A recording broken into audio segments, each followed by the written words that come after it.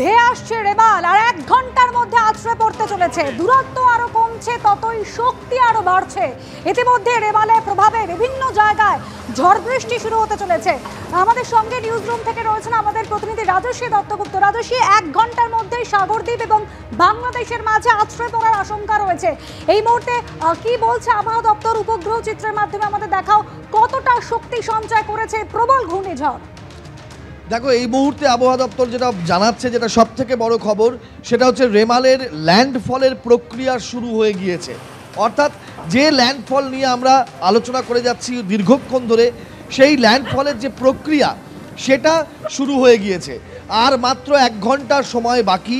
যে ল্যান্ডফলের সময়, নির্দিষ্ট যে সময়, সম্ভাব্য যে সময় রাত্রি 11টা থেকে 11:30, সেই সময়কাল কিন্তু উপস্থিত হতে আর 1 ঘন্টা বাকি। ল্যান্ডফল কাকে বলা হয়? ল্যান্ডফল হচ্ছে দীর্ঘ সময়কাল জুড়ে সমুদ্রপৃষ্ঠ দিয়ে এই ঘূর্ণিঝড় তার গতি সঞ্চয় করতে করতে এগিয়ে আসছে, এবং এই জলের ওপর দিয়ে আসার পর যখন সে স্থলভাগ স্পর্শ করবে তখন কিন্তু তাকে বলা হচ্ছে ল্যান্ডফল।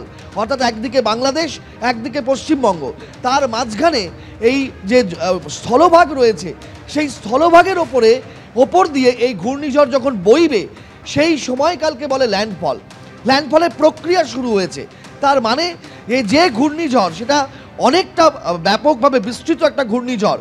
সেই ঘূর্ণিঝড়ের যে আউটার ওয়াল বা ক্লাউড ওয়াল থাকে, সেই ক্লাউড ওয়ালের একটা অভিমুখ এখন কিন্তু আস্তে আস্তে ল্যান্ডের দিকে, অর্থাৎ জমির স্থলভাগের ওপর দিয়ে বইতে শুরু করেছে। সেই কারণেই এই প্রক্রিয়া শুরু হয়েছে বলা হচ্ছে, এবং এটা একটা দীর্ঘস্থায়ী প্রক্রিয়া।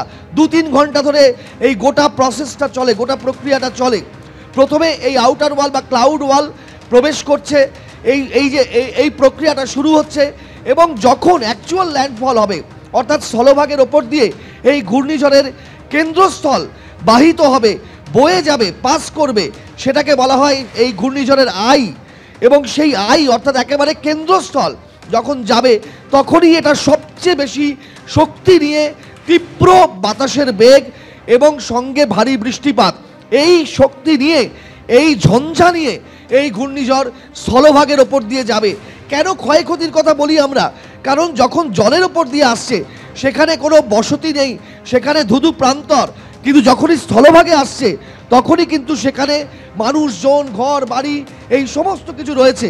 তার মধ্যে দিয়ে একটা প্রবল শক্তিমান ঝঞ্ঝা ঘূর্ণিঝড়, সেটা যখন অতিবাহিত হবে তখন চারদিকে সে ক্ষয়ক্ষতি করতে করতে যাবে। একদমই রাজশ্রী, তুমি ক্ষয়ক্ষতির কথা বলছো। যখন আছড়ে পড়তে চলেছে রেমাল, মানে আছড়ে পড়ার প্রক্রিয়া শুরু হয়ে গেছে, এই সময় তো এই ক্ষয়ক্ষতির আশঙ্কার জায়গাটা তৈরি হয়।